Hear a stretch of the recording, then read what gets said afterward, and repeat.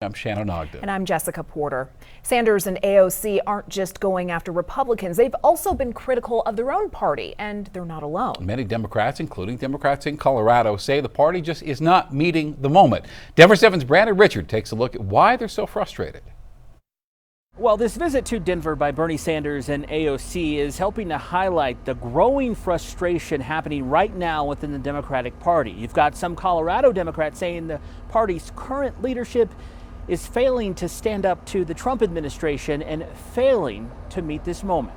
Well, I think the party is where the country's at right now, which is in disarray. Joe Salazar is a former Colorado state lawmaker, a delegate to last year's Democratic National Convention, and one of a growing number of Democrats frustrated with their party. We have a lot to resolve within the Democratic Party. Salazar says party leaders are not responding aggressively enough to President Trump. It may help explain why a new poll shows only 29% of Americans have a favorable view of the party, a record low. One thing that history has told us that we don't placate tyrants. That's pretty much a mandate from history, is that we just don't placate them. The growing frustration on display this week during a town hall with Colorado U.S. Senator Michael Bennet, a group of protesters shouting him down for supporting some of President Trump's cabinet nominees.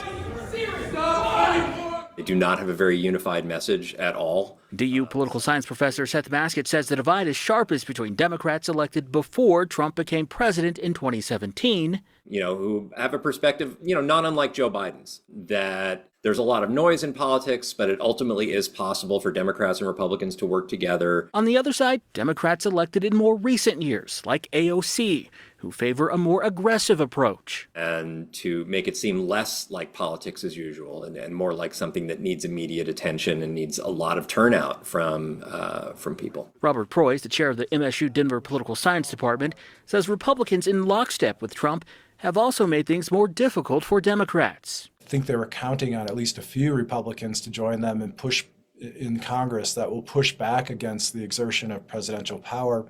But that doesn't seem to be the case. 2026 could be more favorable to Democrats with a chance to regain seats like Colorado's 8th congressional district and retake control of the U.S. House. But as recent years have shown, nothing is guaranteed in politics. In Denver, Brandon Richard, Denver 7.